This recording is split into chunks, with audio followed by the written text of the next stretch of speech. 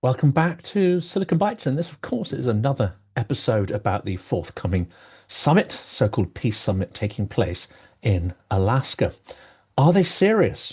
One of the proposals being put forward is to model the occupied territories in Ukraine on Palestine. Well, that's gone well, hasn't it? So, what are they thinking? Before we jump in, thank you to everyone who supports the channel through Patreon, Buy Me a Coffee, and of course, all those who are subscribed, who like these episodes, and add comments to boost their performance in the algorithms. It's incredibly helpful, and I'm indeed very grateful to all of you who support the work of this channel. Now let's jump in to the topic. Putin and Trump seem intent on carving up Europe into an area for manipulation, appropriation, and exploitation. This isn't diplomacy, it's geopolitical vandalism. There is an imperial and chauvinist style of geopolitics that treats the world like a monopoly board. You move pieces, trade squares, you bankrupt opponents, or at least try to. Everything is transactional and everyone can be bought. Peace and justice don't play a role unless they contribute to deals and relationships that keep the old hamster wheel of the game turning. It's often referred to as the realist school of geopolitics too, but the mechanistic theories that drive its logic bear little resemblance to what Putin wants and how Russia is behaving. His game is closer to the zero-sum military strategy game Risk. The challenge is that Trump is negotiating from this supremely transactional point of view, overlaid by a veneer of so-called realist thought among his advisors and analysts. But Putin is playing an entirely different game, and one on a much larger board in terms of scale and a much greater depth of timescale as well. Namely, that is the survival of his regime, the survival of him personally, and his impact, the impact of his person on history. He wants no less than to enter the annals of Russian political folklore as a great Tsar among the ranks of Peter and Catherine, which the Russians call great, uniters of imagined Russian lands and the oppressors of the native populations of those places, rulers that shaped Russia's militaristic civilization and the contours of its empire. Coming into the Alaska summit, Trump is playing Monopoly, while Putin is playing Risk. Carving up Europe, why minerals for peace isn't peace at all. Well, lately, that instinct to play geopolitics in blood and fear is having a comeback. The Telegraph framed it as the fear of a carve-up in Europe, a US-Russia bargain that redraws Europe's borders and sells the change as realism. Trump has mused about land swapping in Ukraine. Allies hear the surrender of Munich in that phrase. That surrender heralded an age of destruction and death, not the moves of a diplomatic genius, it has to be said. The worry is simple. If conquest is rewarded, then expect more conquest. That is how the Telegraph put it. But this isn't 1938, it's 2025, with an ongoing, well-documented Russia war of aggression and a mountain of evidence of war crimes.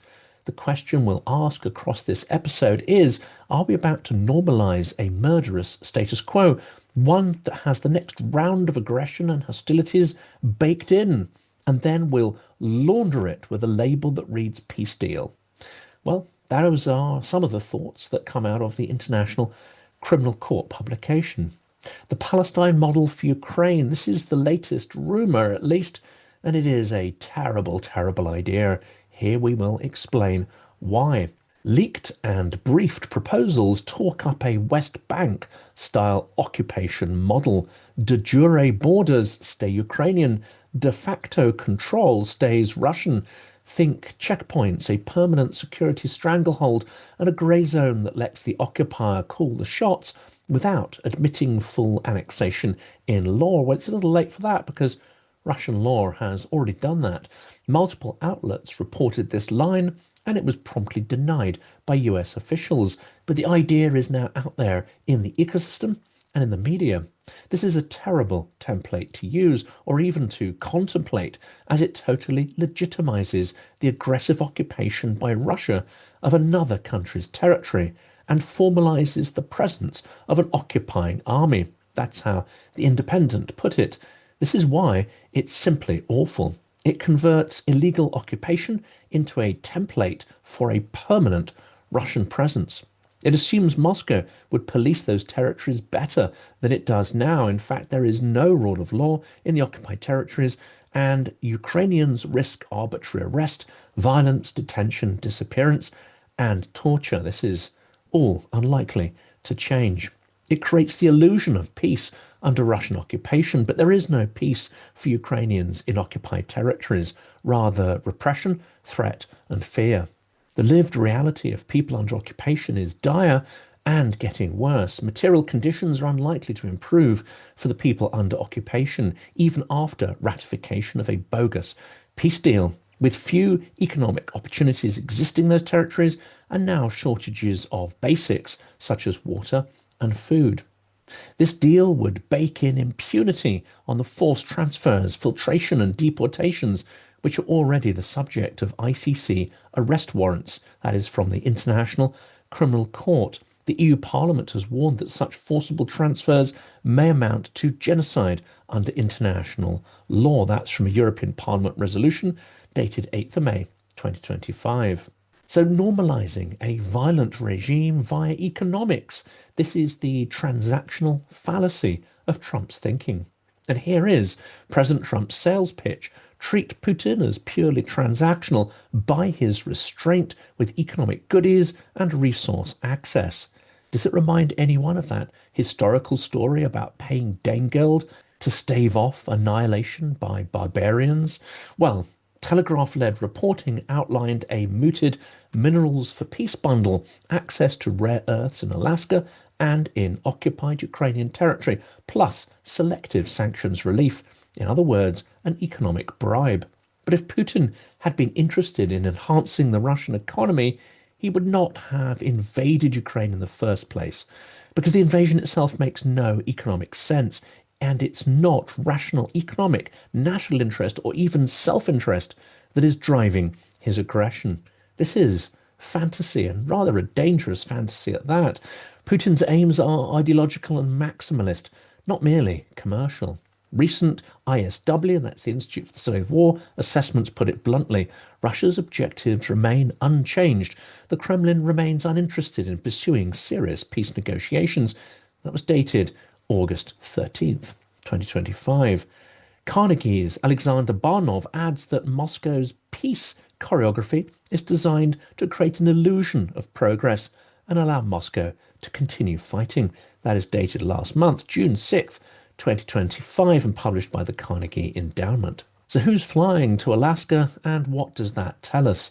The Kremlin has telegraphed its team and timeline with theatrical precision. The Russian delegation will include Ushakov, Foreign Minister Sergei Lavrov, Defense Minister Andrei Belousov, Finance Minister Andrei Siluanov, and Russian Direct Investment Fund head Kirill Dmitriev. This is according to the Kiev Independent, August 14th, 2025. Russia is bringing its A-team, the US not so much. Translation: politics, war, money, and the fund that courts Western capital. These will be all of the expertise on show on the Russian side. The venue, of course, is significant as well, and it's the ongoing question about who chose Alaska for the venue. The physical venue is the military base, the joint base Elmendorf Richardson in Anchorage. It's a US military ground with some Russian myth-making baked in. Kremlin aides even flagged the symbolism of Soviet graves that are located in Alaska. This is a setup for optics on a grand scale to use the global media as political leverage, claims the Kiev Independent. Well, London has also been calling. Zelensky and Europe try to keep the moral centre, or at least keep some degree of justice and morality on the agenda, while Alaska plans photo ops, and indeed some of the local residents, particularly some more alarmist ones, are fearful that Trump will hand the territory over to Russia during this so-called summit. Kiev is instead courting the European democracies, minus Hungary, of course. Zelensky met UK Prime Minister Keir Starmer in London the day before the summit. Starmer reiterated the territorial integrity and that real guarantees are essential for Ukraine, but the details of this, of course, are still strangely vague. The Kiev independence coverage captures the choreography.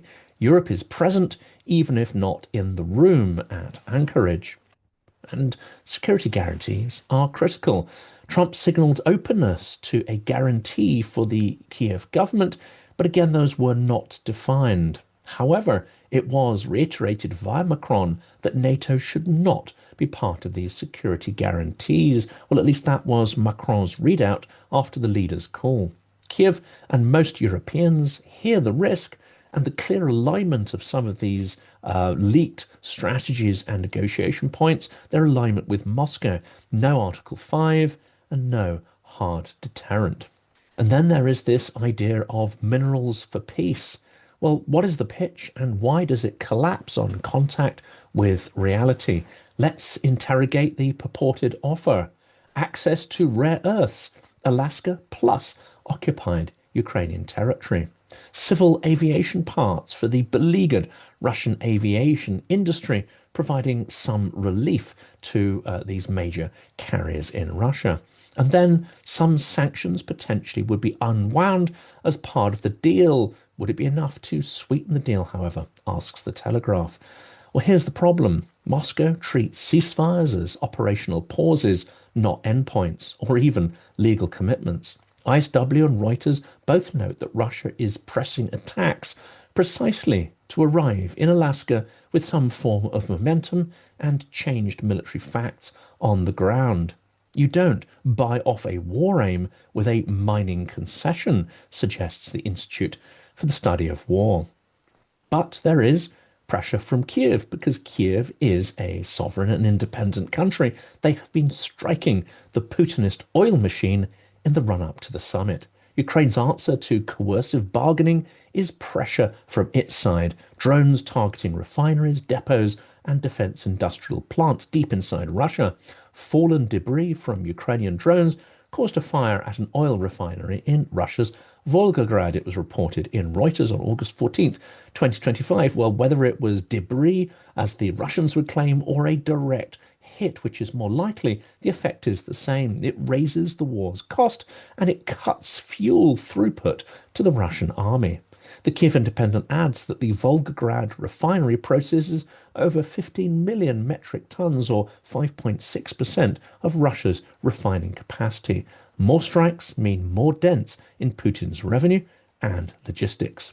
This is what Russian peace feels like. July 2025 clocked the highest toll on civilian casualties so far in the war. Right before the summit, the UN reports in July 25 was the worst month for civilians since the invasion's very first quarter in 2022. OHCHR's July brief is brutal, with at least 1,674 civilian casualties, 286 killed, 1,388 injured in the past month alone. That's not the background noises of a country that seeks peace and reconciliation, but one which desperately wants to propagate terror and trauma and inflict a psychological as well as physical defeat on its victim. Russia is not seeking peace, but is run by a regime using terror to bargain with. That is according to the UN Human Rights Group, Ukraine. Russia's maximalist demands why transactional doesn't align with ideological. As we head into Alaska, the Kremlin's shopping list hasn't changed. Keep all occupied land and then more. Force Kiev's neutrality, halt Western arms, lift sanctions, plus the shrill noise, the call for demilitarization and various other euphemisms. Reuters and The Independent summarised the issue well, and ISW says the objectives remain unchanged, which is why talks without leverage produce little more than press releases and news headlines. No real change on the ground. The White House framing is changing, however, potentially in anticipation of an embarrassing failure. This is now a listening exercise rather than a peace summit. They mean listening to Putin, of course, But it's about time they listened to the reality that Ukrainians understand only too well, the reality of strikes on civilians, the demands to trade its citizens for silence and ignore the issue of kidnapped children, which really matters. That's according to the Kiev Independent. But justice is not a side issue. The stolen children must be addressed and returned, or we gift to Putin total immunity for crimes that make the next war so much more likely. Any peace that ignores the deportation of children is not peace, it's moral amnesia. The ICC has issued warrants for Vladimir Putin and Maria Lvova-Belova over unlawful transfers. Yale's HRL and NGOs have tracked a machinery of abductions and Russification, an entirely intentional process that amounts to genocide. And this month's Luhansk adoption catalogue story is the latest obscenity in the actions of Russia over the last 3.5 years. Well, that's according to the International Criminal Court. From Russia, with not love, but violence, loathing, and genocide. The EU Parliament has implied that the forcible transfers may amount to a genocide. That was on the 8th of May 2025. If Alaska returns with a ceasefire, but no path for the return of the children, no accountability, and no verifiable withdrawal, it's not a deal, it's a cover-up, according to the European Parliament. There are three non-negotiables going into this, which Ukraine and its Western allies must not allow to fall off the agenda in Alaska. Borders don't or shouldn't move at gunpoint. There should be no Palestine model. It simply does not fit. It does not offer hope. And there should be no carve-ups dressed as ceasefires, according to the Times. Number two, security that deters, not one built on hopes alone that creates a security vacuum. Guarantees must be credible, durable, and ultimately anchored in NATO-compatible deterrence, even if the sequencing of that takes more time and goes beyond, let's say, Trump's attention span. Macron's line that NATO should be not part of these security guarantees is just a political accommodation. It's not a strategic answer to the very real threat coming from an expansionist, revanchist Russia. Europe is in the engine room of this. Ukraine's EU accession talks are open. The end goal must be a European Ukraine protected by law and by deterrent force, not by handshakes and useless, toothless memoranda. Ukraine must become a barrier to Russian expansion, a steel porcupine, as one filmmaker has recently called it, something that Russia cannot overcome, cannot consume, and cannot push through. If Alaska does not deliver any of these, then I'm afraid to say we will not have real peace.